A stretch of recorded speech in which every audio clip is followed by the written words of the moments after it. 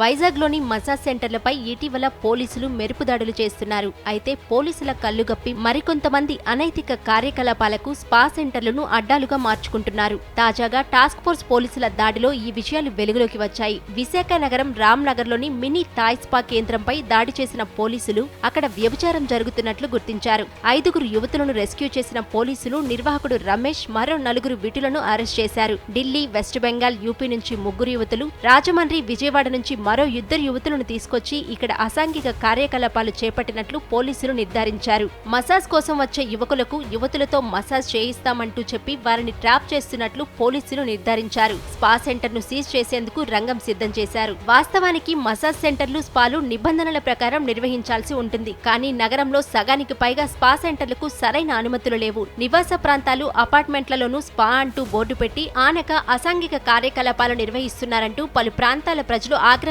వ్యక్తం చేస్తున్నారు. దీనిపై నిరంతరం నిఘా పెట్టి మరింత చురుగ్గా పనిచేయాలని వారు పోలీస్ శాఖను కోరుతున్నారు.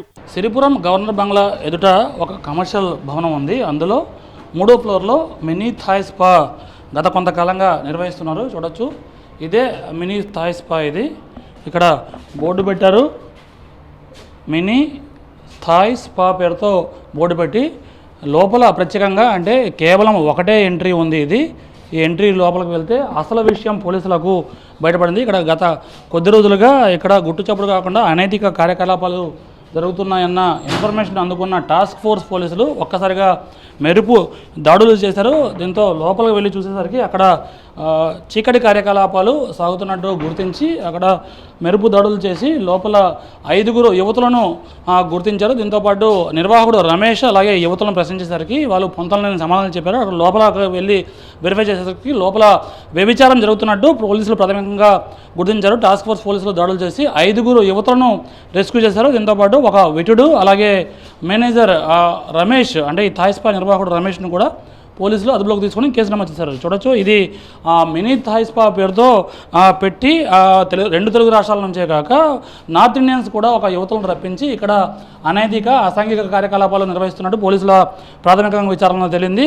విశాఖ వ్యాప్తంగా దాదాపుగా 70కి పైగా ఈ స్పా సెంటర్లు ఉన్నాయి. ఎప్పటికప్పుడు మెరుపు దాడులు చేస్తున్నప్పటికీ, నోటీసులు ఇస్తున్నప్పటికీ వీళ్ళ ప్రవర్తనలో ఏమాత్రం తీరులో మార్పు కనిపించట్లేదు. దీంతో ఒక్కసారిగా మరోసారి కూపిలాగిన పోలీసులు ఈ మినీ థాయ్ స్పాపై మెరుపు దాడులు చేశారు.